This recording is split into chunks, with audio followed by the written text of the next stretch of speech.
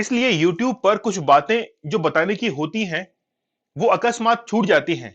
इसलिए आपको इस पेड कोर्स के अंदर सबसे बड़ा बेनिफिट ये है कि आपको विदाउट एनी कमेंट आपको वो जो चीजें प्रोवाइड करवाई जाएंगी YouTube पे नहीं है, आपको यहां पर प्रोवाइड करवाई जाएंगी। तो आपको डिटेक्ट करवाने के लिए मैंने यहां पर, अगर आप किसी भी वर्ड को ग्रीन के अंदर देखते हैं तो वो ग्रीन जो वर्ड है वो ये मान लेना कि YouTube पर नहीं है और यहां पर है। ऐसा इसलिए किया गया है कि आप में से बहुत सारे ऐसे विद्यार्थी होंगे जिन्होंने YouTube से पढ़ा तो है, लेकिन उनको यह पता नहीं है कि पेड कोर्स के अंदर क्या क्या चेंजेस किए गए हैं। तो जो भी आपको यहां पर ग्रीन के अंदर दिखाई दे, आप लोग ये समझ लीजिएगा कि उसको अब चेंज किया गया है पेड कोर्सेज के अंदर। ठीक है, तो चलिए शुरुआत करते हैं हम लोग आज के बहुत बेहतरीन लेक्चर की। देखिए, मैं आप लोगों से ज्यादा वादा तो नहीं करता, लेकिन एक वादा ये करता हूं कि आपने ये जो पेड कोर्स लिया है उसका पूरा पैसा आपका वसूल करवाऊंगा मैं, चाहे मेरी कितनी भी मेहनत क्यों ना लगनी पड़े। आप अभी ये सोच रहे होंगे कि सर जो है वो थोड़ा सा ढीले पड़ गए हैं, लूज रह गए हैं, लेकिन आप घबराइए मत। मेरा जो पढ़ाने का तरीका है, स्टूडेंट्स को टैकल करने का तरीका है, उसमें मैं अपनी मेहनत में कोई भी कमी नहीं छोड़ता हूं। चलिए खैर शुरुआत करते हैं, वक्त बताएगा। अब देखिए यहां पर, देखिए एक उपधारा मैंने लिख दी है 4। अब ये ग्रीन में लिखा हुआ है, इसका मतलब आप लोग समझ जाइएगा कि ग्रीन में क्यों लिखा है मैंने, क्योंकि आपको यूट्यूब पर ये चीजें नहीं मिलेंगी।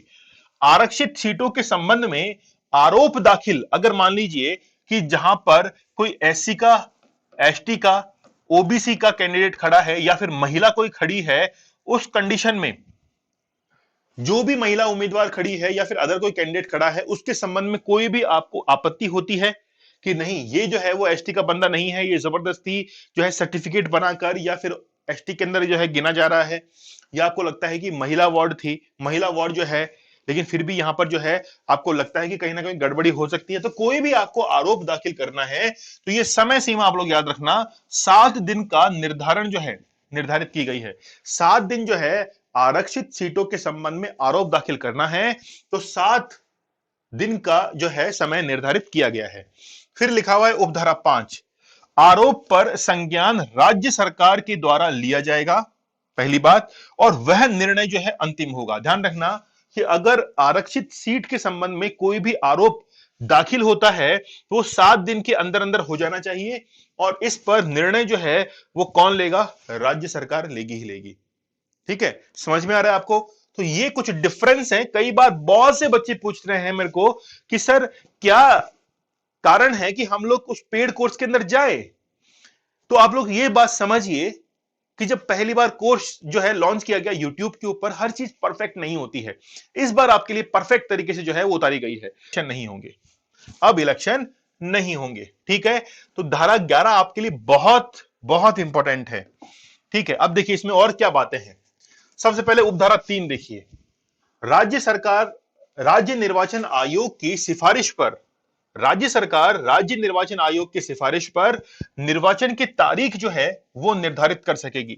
निर्धारण करेगा कौन, राज्य सरकार निर्धारण करेगी। लेकिन सलाह किससे लेगी कि भाई तुम सलाह दो मुझे कि ये इलेक्शन किस दिन कंडक्ट करवाया जाए, क्योंकि इलेक्शन तो यही करवाएगी ना। इससे पूछेंगे भाई किस दिन करवाएं, किस दिन तुम्हारी व्यवस्था बढ़िया है, किस दिन तुम लोग अच्छे से कर सकते हो, तो इनसे सलाह लेकर राज्य सरकार जो है वो उस तारीख का निर्धारण करेगी। उपधारा 4 देखिए, नगर पालिका राजस्थान, अच्छा राजस्थान नगर पालिका अधिनियम 2009 के अनुसार, ठीक है, नगर पालिका राजस्थान नगर पालिका अधिनियम 2009 के अनुसार गठित होनी चाहिए। उपधारा 5 में लिखा हुआ है, वेरी इंपॉर्टेंट, राज्य निर्वाचन आयोग के अनुरोध पर राज्य सरकार निर्वाचन हेतु कर्मचारी उपलब्ध करवाएगी। अगर मान लीजिए कि राज्य निर्वाचन आयोग को यह लगता है कि मेरे पास में जो कर्मचारी है, एम्प्लॉइज हैं, वो पर्याप्त नहीं है, तो फिर वो राज्य सरकार से अनुरोध करेगी कि हमें क्या उपलब्ध करवाइए, कर्मचारी एज सुन एज पॉसिबल उपलब्ध करवाइए, हम देंगे सैलरी, आप तो प्रोवाइड कराओ भाई। हमको चुनाव इलेक्शंस बड़े ट्रांसपेरेंट करवाने हैं, जल्दी करवाने हैं, आप हमें कर्मचारी दीजिए। राज्य सरकार दूसरे विभागों से उठाकर निर्वाचन आयोग में उनकी तैनाती करेगी, और वो तमाम व्यक्ति जो कि प्रतिनियुक्ति के ऊपर आए हैं वो भी लोक सेवक समझे जाएंगे। यही समझा जाएगा कि वो निर्वाचन आयोग के ही क्या थे, मेंबर थे।